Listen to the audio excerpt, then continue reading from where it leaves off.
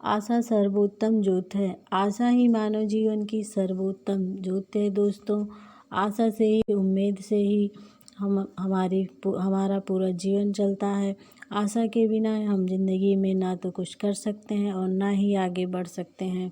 अगर हम पढ़ाई कर रहे हैं, शिक्षा प्राप्त कर रहे हैं, उसमें भी उम्मीद बसी हुई है। और अगर हम जॉब कर रहे हैं तो वो भी उम्मीद लगा कर ही कर रहे हैं। तो इन्हीं शब्दों के साथ दोस्तों, मैं संगीता पांडे संस्कृत भक्ति चैनल से, आइए दोस्तों, आज हम काव्य के लक्षण लेकर आए हैं और उनके विभिन्न कवियों द्वारा उनकी परिभाषा और उसके साथ उनका अर्थ भी जानेंगे। तो चलिए दोस्तों, शुरू करते हैं वीडियो को आचार्य भामा जी के साथ।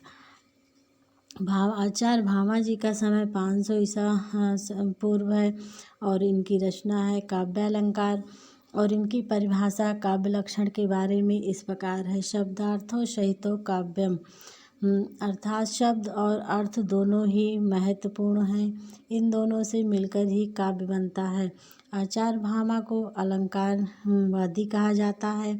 ये अलंकार के प्रस्तोता भी इनको कहा जाता है, या फिर अलंकार का प्रतिपादन इन्होंने ही किया था, इसलिए इन्हें अलंकारवादी कहा जाता है। दूसरी परिभाषा है दोस्तों दंडी जी की। इनका समय है 7वीं शताब्दी और इनकी रचना है काव्यदर्श। और इनकी परिभाषा है शरीरम तवाधिष्ठयार्थ वंचिना पदावली वदी। अर्थ है इसका चाहे हुए अर्थों के अविच्छिन्नों से बना पद केवल शरीर मात्र ही है। और तीसरी परिभाषा है दोस्तों मम्मटाचार्य जी की। इनका समय है 1050 ईस्वी।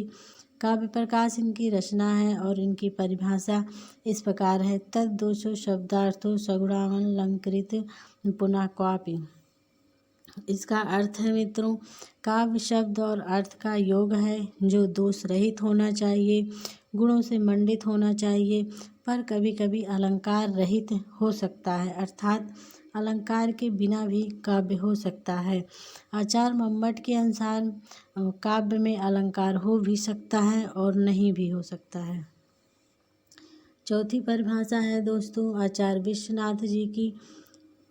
चौथी परिभाषा है दोस्तों आचार्य विश्वनाथ जी की। इनका समय है 14वीं शताब्दी और इनकी रचना है साहित्य दर्पण, जो बहुत ही विख्यात है मित्रों। और इनकी परिभाषा है वाक्यम रसात्मकम काव्यम, अर्थात इसका अर्थ है रस प्लस आत्मकम, रसात्मक वाक्य ही काव्य है।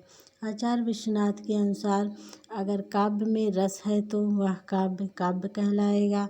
आचार्य विश्वनाथ जी को रसवादी कवि कहा जाता है। उनके अनुसार रस ही काव्य की आत्मा है। और पांचवी परिभाषा है पंडित जगन्नाथ जी की। इनका समय है 17वीं शताब्दी का मध्यकाल और इनकी रचना है रस गंगाधर। बहुत ही सुविख्यात रचना है इनकी और बहुत ही परीक्षाओं में पूछी जाती है। और इनकी परिभाषा है रमणीयार्थ प्रतिपादिका शब्द काव्यम।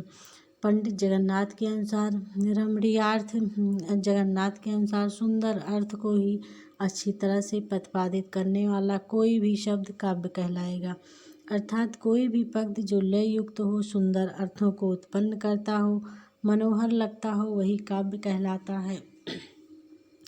छठवीं परिभाषा है दोस्तों आनंदवर्धन जी की। इनका समय है 9वीं शताब्दी का उत्तरार्ध और इनकी रचना है ध्वन्यालोक। और इनकी परिभाषा इस प्रकार है काव्यस आत्मा ध्वनि। कवि आनंदवर्धन के अनुसार काव्य की आत्मा ध्वनि है। आनंदवर्धन कवि काव्य में ध्वनि को काव्य की आत्मा का स्थान देते हैं, अर्थात काव्य रूपी शरीर की आत्मा ध्वनि है। और आचार्य बामन का समय है 800 से 850 ईस्वी के लगभग और इनकी रचना है काव्यालंकार सूत्र। और इनकी परिभाषा है रीतात्मा काव्यस, अर्थात आचार्य बामन के अनुसार काव्य की आत्मा रीति है। तो दोस्तों आज के वीडियो में बस इतना ही। अब और परिभाषाएं हम किसी दूसरे वीडियो में लेकर आएंगे। तब तक के लिए दोस्तों हमारे इस वीडियो में कमेंट करके बताइए कि आपको यह वीडियो कैसी लगी। उसके बाद इस चैनल को सब्सक्राइब और शेयर करना, लाइक करना मत भूलें दोस्तों। तब तक के लिए नमस्ते संस्कृता है।